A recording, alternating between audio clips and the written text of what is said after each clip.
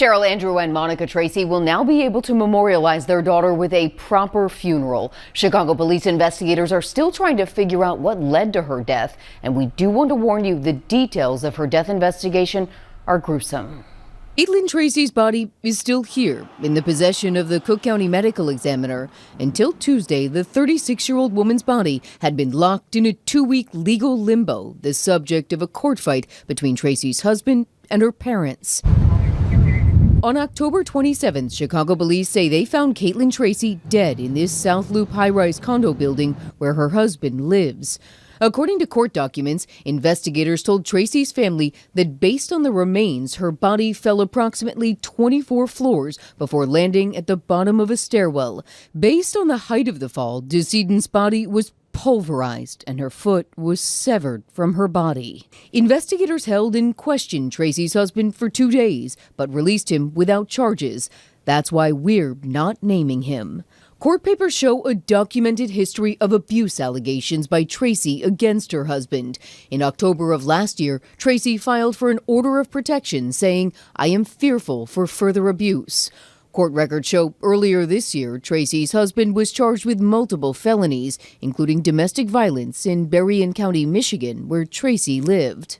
Tuesday, a Michigan judge there granted Andrew and Monica Tracy custody of their daughter's body. The parents' attorney said the family will continue to fight for Caitlin until she's laid to rest with the respect and dignity she deserves. Now, what happened in this high-rise before Caitlin Tracy was found dead is still the subject of an open death investigation. Tonight, the Cook County Medical Examiner has still not determined the cause of Caitlin Tracy's death. We reached out to Tracy's husband and his attorney, but we've not heard back. Rob? All right, people, what's going on? So you guys heard the news report. Unfortunately, this young lady lost her life, but we don't know why. Here's the deal. This is why I tell you guys to mind your business. When somebody checks out, when they check themselves off the census or they get checked off the census, typically it's very clear what happened. Typically the detectives can suss out what has gone down. This woman somehow fell 24 floors and lost a foot in the process, and nobody knows what led to that. If you notice, the newscaster said that this woman was in, like, her remains, her body was in the custody of the medical examiner for an extended period of time. It doesn't take that long for a toxicology report to come back in these situations. So if she was out of her mind on, pills, out of her mind, drunk, it would be, it would be standard practice. Oh, she got drunk and she did her swan song. But that's not what's going on. Now, if you guys have looked more into this case, if you know more than me, drop that in the comments. I didn't do a whole lot of research for this. And there's a reason for that. The reason for that is because this is, like I said, this is why I tell you to mind your own business when it comes to people's domestic affairs.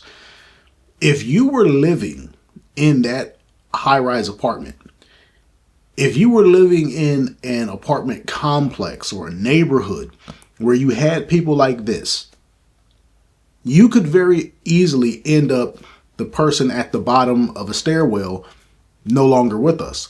Think about what was said. The man has been arrested multiple times and been charged multiple times with domestic, assault, violence, stuff like that. He has multiple charges for domestic issues, meaning he was arrested for it. They at least they detained him, questioned him, and said, okay, we're going to charge you with this. We have enough evidence to charge you. Now you have to fight to clear your name. I don't know if the cops came to the house and kicked down the door or what, or if they just, called him in for question. We don't know. We just know at various points in time, he has been charged with things that are domestic. And he was at some point in time going to have to fight for his freedom. Now, we don't know what the result of that was. But when you look at that and you look at the fact that these people are fighting like this, this is a tumultuous couple. This screams two-way toxicity. She was toxic, he was toxic. It's just who was more toxic. If you're living in this high-rise apartment in Chicago in the Loop, you have money. You got big money. And you're going to have a hard time convincing me that this woman was just this poor, innocent victim and she couldn't leave because she was broke and destitute. No, you could have left. She could have left. And one of the reasons that I tell you to not get involved in people's situations is because, and keep in mind, I'm not trying to diss on women, because it does look like this dude was a jerk. It looks like he was a bad guy, but it looks like the woman chose him because of that. Maybe he was a toxic dude who just happened to have some money. He had a lot of money on him. He's living downtown Chicago in high rises. But like I was saying, one of the reasons I tell you, if you look at this situation, it looks like they were both toxic. It looks like they were both, into it. But one of the reasons that I tell you to avoid these situations is because it looks like this woman didn't want to lose on his terms. That happens a lot. A lot of times a woman will be in a toxic situation and she just wants to win. She wants to win the situation. Like, she knows the relationship isn't going to last, but she'll stick with it long enough to get evidence that he was the bad guy. That way she can exit as the victim and she can prove that, I was the one getting abused. She has the story to tell. Maybe she can get cash and prizes on the way out the door in the form of alimony and whatnot. A lot of times in these toxic relationships, women don't want to lose on your terms. So let's say he broke up with her and she's like, no, you can't break up with me. And she does just enough to get the relationship back going again until the next fight. And then they repeat the cycle. That's a lot of times when you see women and men, when you see couples fighting and they're just on again, off again, or let's say they're always in a relationship, but they're always fighting. A lot of times that woman is jockeying for position to get enough dirt to make that guy look the bad guy. And it takes time. A lot of time, it takes time. It doesn't happen overnight all the time. Now, when we get back to this guy's charges, you can see that that's kind of the case. Because if he was really whooping on this girl, why didn't she just leave? Because he had multiple arrests within the last year that would suggest that he's a toxic guy. So why didn't she leave? Because maybe he had evidence against her that she was a toxic woman. But like I said, it's hard to get a woman arrested for domestic issues. But maybe he had some sort of evidence against her.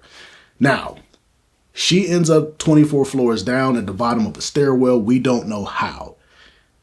I'm not going to say that she did it to herself or nothing like that, because that would just be really messed up.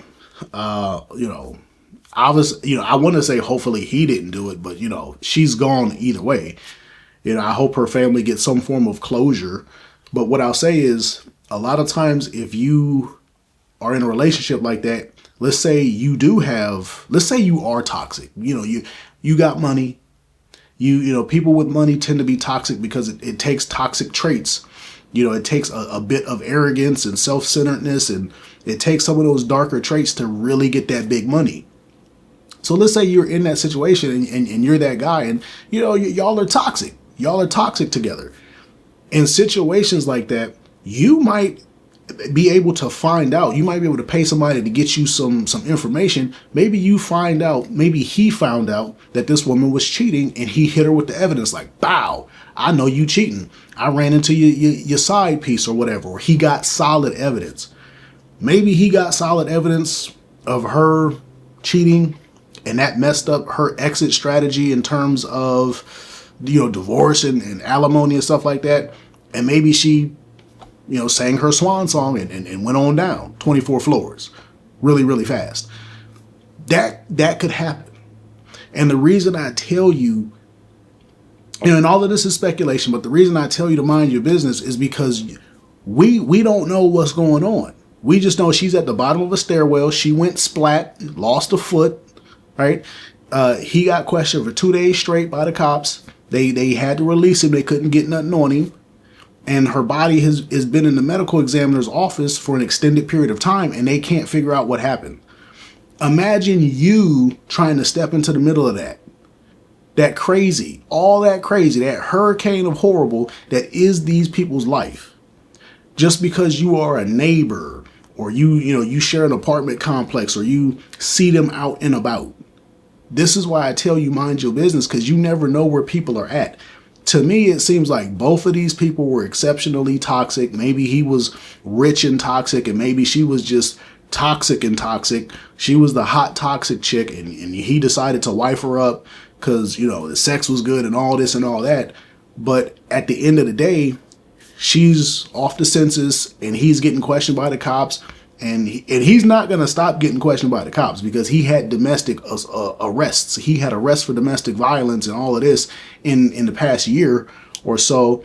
So when you look at all of that as a third party, as a bystander, you don't know all of that. You don't know what these people got going on. They are participating in that crazy cycle. So when you go to step in to help that, you could get caught in the middle of that. Now, like I said, it looks like she took herself out. I can't say that with any degree of certainty because I haven't looked at any of the follow-up reports, but it could be that the guy caught her cheating and messed up her exit strategy, and she decided to take herself out because she knows she lost the game. I'm not saying that's what happened. I want to make sure the family of the victim is respected. Even this woman, you know, you don't deserve to fall 24 floors. Tomorrow can always be a better day. Life is beautiful. We live and we learn. Always do what's necessary to preserve life, right? But it looks like that could be. And the reason I'm putting so much speculation on this is because when I tell you not to help people, that's what you did. Y'all who are going to go over there and help a person, when you see a husband and wife fighting, or you see people quarreling, or, you know, you hear them quarreling all the time, and then that one day you see them fighting and that's the day you're going to go over there and help, you don't know the history. You don't know the backstory. You don't know if this woman was high out of her mind. You don't know if she was just depressed and you know, she lost the game and now she's going to take herself out. A self-deletericidal person will take you out with them. Right? Those are the most dangerous people, are people who are looking to take themselves out. So you never know. And I'm just saying, this is a bad situation, but this is how you can get caught up in it, right? As much speculation as I'm doing as to what happened, keep in mind, I don't know what happened. I just know how it looks on the outside. I know how it looks. For as much as I don't know, how much less would you know in any particular moment when you go over there to help? And this is why I say, man, take care of yourself, mind your own business, and just live to see another day. Stay alive. That's not your problem. Her problem ain't your problem, right? When somebody gets taken out like that and we don't even know why, how could that possibly be your problem? What could you possibly do to affect that? Keep in mind, we don't know what happened, but I just want you guys to understand, start thinking with the mindset of self-preservation. There's any number of things that could be going on when stuff like this happens. So if you see people fighting in your apartment complex, in your housing unit, in your high rise, whatever, leave that alone. You never know when they're about to go full crash out, and you don't know what these people's mindset is. You don't know if they're on drugs. You don't know if they're on the bottle. You don't know if they're, you know, willing to take themselves out. You simply don't know. And it's too dangerous, especially, and this woman looks relatively young. Like I said, I'm 40. She looks a bit younger than me. All of these Gen Zs, they are out of their mind on Xanax and wine and pills and all these antidepressants. You never know what kind of medication these people are on. You don't know what kind of ADHD they got. I don't want to tell you to be callous and not love your fellow man, but I do want to tell you, make sure you take care of yourself and don't get wrapped up in nobody's crazy, because we don't even know why this woman is dead. If the medical examiner don't know, how much less would you know about the events leading to that? Right? So I ain't gonna beat this into the ground because I'm just rambling now. Let me know what you think, and I'll get back at you on the next one. Peace.